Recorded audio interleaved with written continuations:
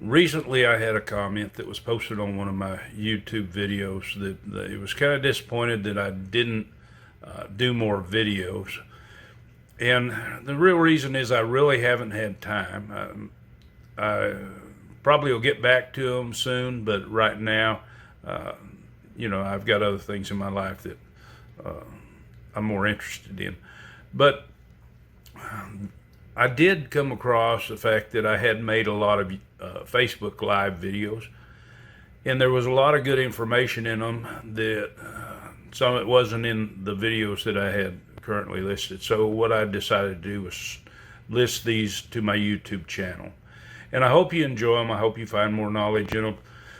And also, if you're not a subscriber, well, just go ahead and hit that subscribe button and hit the bell so you'll be notified. You select all. And if you like them, give them a big thumbs up. I hope you enjoy. Now, what I'm going to be talking about is I'm going to be talking about trimming silver.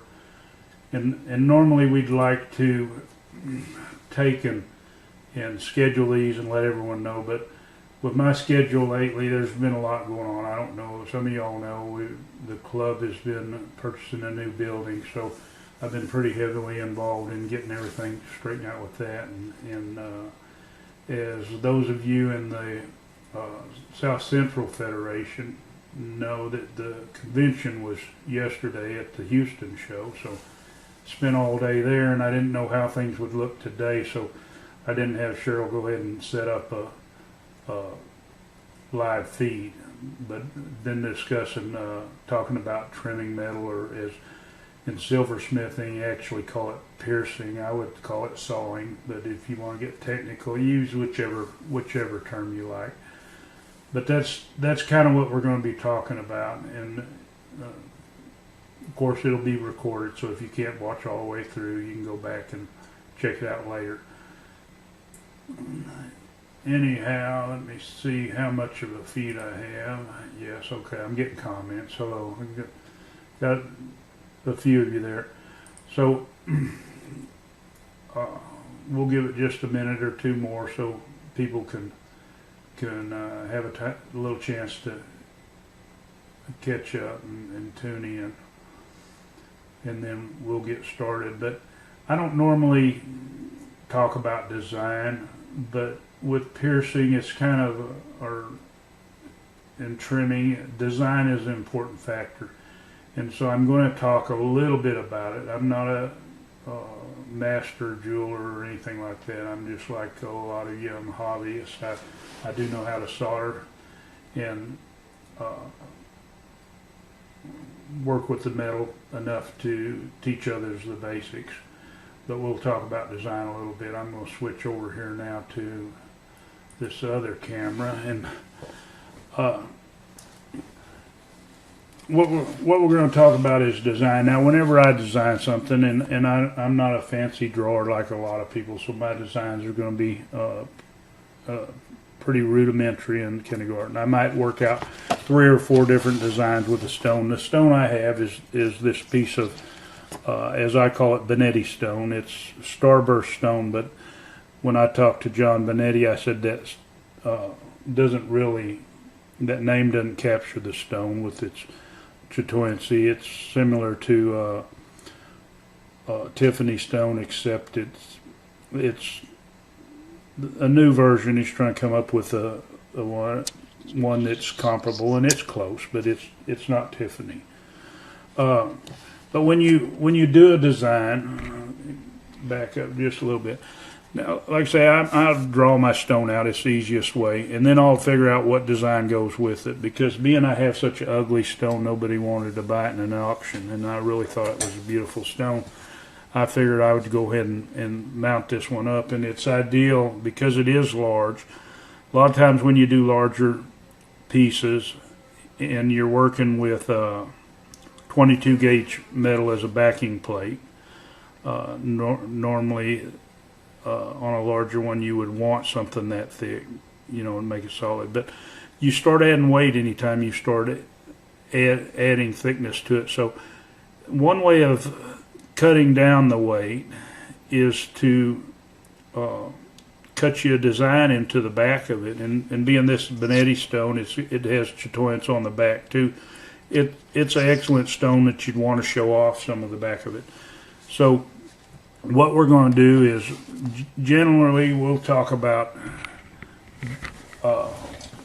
what is done with piercing. Now I have, when I do this, I don't have an elaborate bench set up, so I just use a baking sheet down here on the floor, and I set it to catch my silver. Now always catch your silver scraps. Don't waste them, because you can use them in a lot of different ways.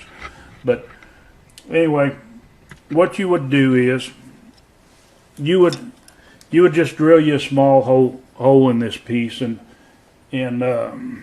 try to maybe catch it to where the light doesn't interfere. But I picked a point to where I feel like that once I cut this piece out, I can use this piece I've cut out for another project. So don't just figure that you're just going to scrap it, melt it into something else, or send it in for scrap, because you can always come up with something. I might do a couple of small hearts and set them to where they'll set together on a piece and make a pendant is what I've got in mind. But whatever you do is design, think your way through so you can incorporate something else. Now this particular piece, normally I would put a bezel on first, but for this, and I wanted to put my maker's mark on the back and mark it as sterling silver, and I don't want to end up having a problem placing it, so I just went ahead and marked out here, because I can always center my bezel and solder it on afterwards, after I do this. But trimming the outside of your piece is no different than when you pierce the back and trim it out. You would just, you could take your saw, and especially if you're using 22 gauge. Now, if you're using 24, you could use shears, but you have to be careful, and we'll talk about that in a little bit. Okay, what I'm going to do is I'm just going to cut this out. Now, I like to use my visor when I do this, so I can follow my path. Now, anytime you're using a saw, you don't want to put a lot of pressure when you're cutting it. Just hold it between your two first fingers and your thumb, and lightly just let the saw kind of do the work and saw. Now, always use a blade that has a fine enough amount of teeth that it says keep at least 2 teeth on your metal at all time. That will keep it from hanging. If you can use a finer blade for thicker metal. It just takes you longer to saw. I don't get in a hurry, because it makes it a little easier to follow the line that I've made. All I've done is taken the heart template that I use in cabbing, and I've used it to mark me a couple of double hearts on here. And I've pierced most of this because I didn't think you wanted to watch me through this whole video sawing. So actually, we've cut this piece out. But what I wanted to explain is when you're piercing, I'm going to bring this up a little bit here and see if we can't get a better view, and maybe I can watch. But when you're piercing, once you drill your hole through your piece, and you want to make sure you run your saw in through so you can see it, and it's sawing in the downward side. Your blade always is put in where, if you rake your fingers this way, you feel the teeth. When you rake it this way, they slide over the teeth. And you want to saw on the downstroke, not like using a regular saw for wood or a hacksaw or something where you saw the opposite way.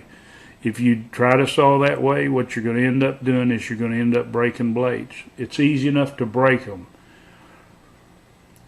but it's a lot easier to break them if you put them in the wrong direction. So you always want to make them where you hang on the teeth on your downstroke, or your stroke pulling towards you. If you're sawing from this direction, you want it to pull towards you. Now, when you're piercing, what you would do is, I'm going to loosen this off, and I'm going to take my piece out. But what you'd do is you'd have your blade connected in here. Let's go up a little bit higher. You'd have it connected in here at your one edge, you would take, and like I say, you want to see your design, so you would take and slide it. You'd drill a little hole in here like I had in this other piece, and you would take this blade and you would slide it through that hole this direction, and then you would put your blade in and tighten it up. Now your blade, whenever it's tightened, should always sing to you. Now this is a cheap saw. I don't have any top quality professional tools. If anybody wants to send them to me, that's fine, I'll use them, but other than that, we're going to go with the cheap ones. But you can put this against your workbench. You can press the other against your stomach. You put a little pressure on it, put your blade in, and you'd pull it tight. And you want to hear this. You want that blade to be nice and tight and sing to you. If you don't hear that, it's too loose. You need to tighten it up, because if this blade is loose, it's going to be more likely to break, and you need to understand that when you're using a saw. Okay. Let me see if I can keep a train of thought here. Okay. Now that this is pierced out, and you can see, of course, it would be better if it didn't have a tag on the back. We don't need that. We'll get rid of it. I always like to mark these. It makes it easier to keep track of them as far as sizes and stuff, but I won't be too concerned with that now.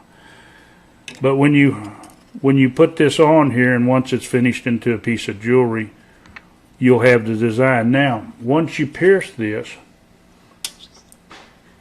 you would come back, and as most people know, I have my little Rio Grande file set. Now, if you're doing more intricate, you're going to have to get a smaller set of jeweler's files. But you would get whichever file is necessary. Now, I can use a half round file, and I can come back in here, and I can straighten up any curves that I have whenever I'm piercing, because I did notice whenever I was sawing, I come a little high on this side. Well, I can compensate and straighten this out to where my hearts look like they need to look. But you need to file it at this point. Now, once you file it, you're going to come back and you're going to have to sand it. Now, when you start getting into these little areas here, you get you a piece of sandpaper. Now, and it might depend on something else too. You might just need a little piece of sandpaper once you get it filed, because you need to take out those file marks. They're going to show, and you can just fold this over, or you could wrap it around a toothpick or anything. You come up with your own design, but you just want to get this small enough that you can clean up this edge in here and get rid of the file marks. And just slightly on the sharp edge. You don't want any sharp edge right here. You want to take off any burrs that was left whenever you were sawing it, and clean that up nice, because you always clean up your piece and do the work before you do the next one. Now, if you notice, I don't have an expensive block here that I saw with. It's one of the little ones you can buy from Rio, or some of the other ones that just clips to my bench. Don't think that you've got to have the best tools in the world to get started. Like I say, most of mine, they're cheap tools. I bought them in a bunch of tools when I decided I want to do it, and I didn't want to spend a lot of money on them. If you're not sure if that's what you want to do, especially if later on you feel like you need better tools, then buy you better tools. But don't get so involved that and to the point to where you feel like that you're getting too much invested in it, and then have to do it. And don't plan to get into silver work if you don't enjoy working with silver. If you're trying to do it to make money, I would suggest you find something else, because you start turning into production work or something, into a job, and you're not going to enjoy it, and you'll be and your work will show for it. All right, now what I'm going to talk about is trimming. Now, most of the time, a lot of the instructors, when they teach silver, they do teach that you trim it or pierce it with the saw. But you can trim your pieces with shears. Okay, yes, that did look like Victoria stone. It looks a lot like it, and if it's cut right, I've had some pieces that really do look good, but the color isn't quite there, and the creaminess isn't quite the same. Okay, now I'm going to talk about. Let me swap so I can make sure I'm going to talk about shears. Now, I don't have a real expensive set of shears, but I have a good pair of shears. I have another pair. These are not very good shears. Now, there are some that's probably better that look like this, but these are not very good shears, and I don't use them very much. When it comes to shears and you're going to be cutting close to your finished work, I recommend you get you a decent set of shears. You don't have to spend a whole lot of money. You can find a good set for probably $15 or $20. But find you a good set of shears that will have a sharp edge that will cut your metal. And whenever you cut your metal, what I want to make sure you know is, now I'm going to hold this way and I'm going to exaggerate it. But when you're trimming off this metal here, you want to hold this metal to where it's square or up a little bit when you're trimming. If you slope it down slightly, it gets away from this edge of the blade, and what happens is it puts a curl on this edge and it bends it just a little bit, because it bends it down until it touches the blade and then it shears it off. And I'll give you a demonstration, because this piece of metal is straight on this edge and it's easy to see by the way the light reflects on it. But I'm going to cut this wrong intentionally. I'm going to cut this corner off. Now, you can actually see from this side, or you should be able to see from the light if I get it right, but you'll see a curve the way it catches the light, and it's the same on this way. It's a curve, because the way that I cut this, I had it tilted down from the blade, and that's what puts that curve on there, and some people might not realize. Now I'm going to trim it again, but I'm going to trim it like I told you to. Okay, now I trimmed it the other way, and besides the fact that I flexed it because it's a thin place, I don't have that big curved edge on this edge. And the better your shears are, now this isn't a real expensive pair. You can get on up into the money, and if you start really doing work, you might want to get you a better set. But the better your shears, the better your cut edge is going to be. Not necessarily the most expensive, but when you start shopping, you might talk to somebody that's been doing it a while and see if they recommend the shears that they use, because it makes a difference, the quality of your tools for certain jobs. You can get by with things. I get by with a lot of them, but like I say, it would be a lot easier. Good quality files. They don't snag as much. They've got a better edge. They file smoother.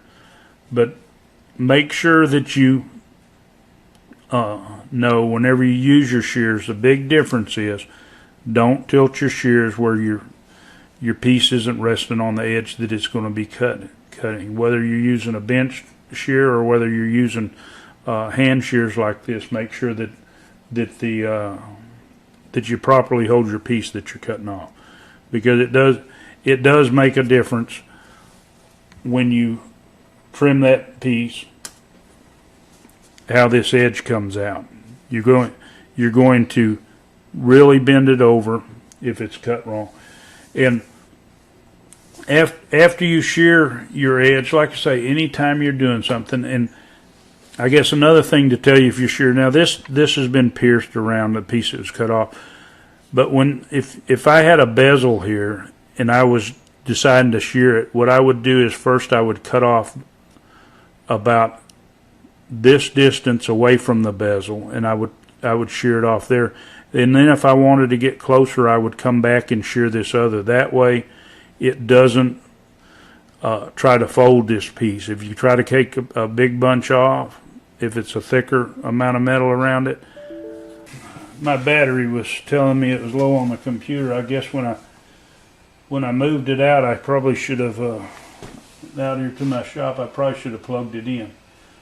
Okay, let me see if there's any more comments.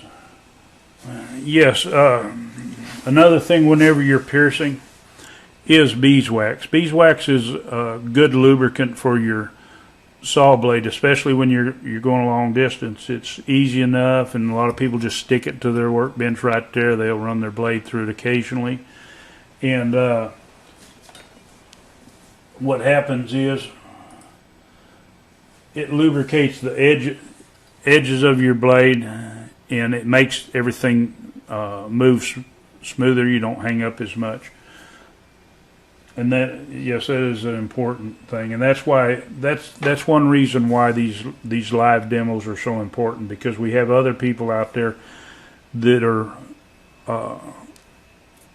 they're able to watch it, and they're able to put some input in there so you understand exactly the whole process. A lot of things you wouldn't think about. But okay, I'm going to go back to this piece. Because this piece is so thick, if I was to shear it off up here like this, I would actually bend my piece, because it's trying to fold this big heavy piece off, and it's going to put a bend in it. And that's why a lot of times, and especially with 22 gauge, I don't recommend shearing it. You can if you're trying to get in a hurry. I don't recommend it. I recommend you take a saw, and yes, it might look like things are pretty straight as far as the way they saw here. It's easy to get off. Whenever I first started, it really bothered me. It's hard to keep straight and stuff, but with a little bit of practice and a little bit of experience, you get really good at being able to control how your saw goes. It's really not that bad. So get used to doing it that way, because if you're going to do a lot of jewelry making, you're going to do a lot of sawing, and don't get in a hurry. You know, if you're getting in a hurry, you're not going to enjoy it, for one. And what do they say, when you rush, that's when problems happen. So it's always been that way. Haste makes waste. All right, let's see. After you have trimmed your piece, and we talk about filing the inside, if my bezel, and let me make sure I can kind of get where the light's not. If my bezel is where this line is, I might pierce it or saw it out a little ways away from it, and then I would file the rest back. You would take and get you a good small file, you know, but don't try to take and bring your edge in with a little file like this. It's really hard to control it, keep it like you want it, and you're going to slip off. You'll scrape your bezel or something like that. Use a file at least about this size, and go around, and remember your file files only in one direction. It files this way. Now I watch a lot of people, they file and they're going both ways. The file only cuts in one direction, so remember that. It'll stay cleaner too that way. You won't be building up in it. And if you have a good file, let me kind of get out one that's not so good.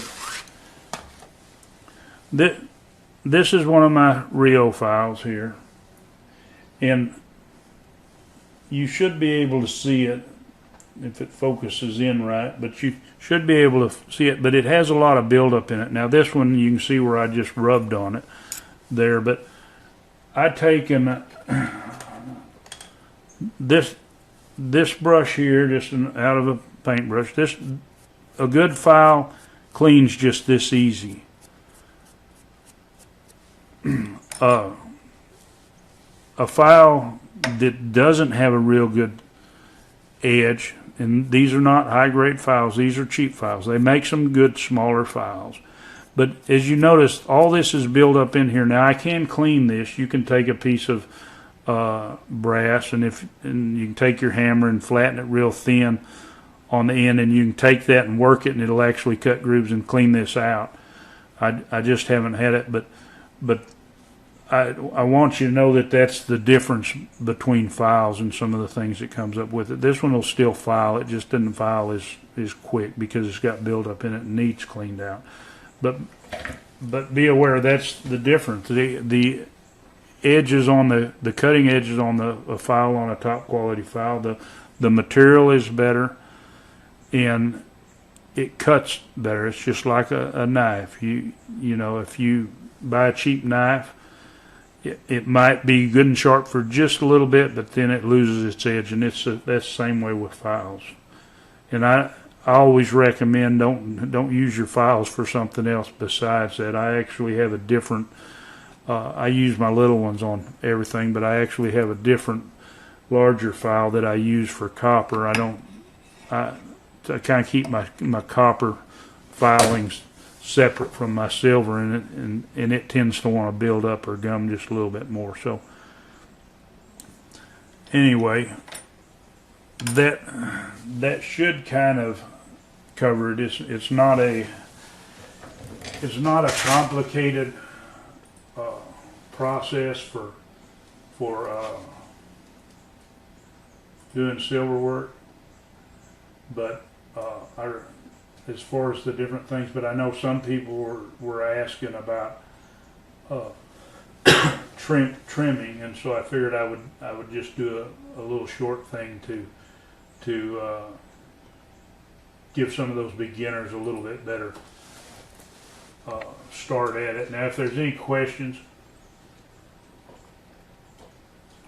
I'm gonna wrap this up. If there's something that you would like to see a live stream on, just let one of us know. We'll try to arrange it. And normally I'm going to try to be here this same time every Sunday afternoon. But like I say, there's a lot going on, and it takes so much of my time, and I've kind of played catch up on the weekend. So last weekend we kind of missed it because of a roofing ordeal, fixing the roof. So, and I never know when this is going to come up, and that's with any of y'all that volunteer. You know that you've got to try to make time for things like this, but you still have a life to deal with.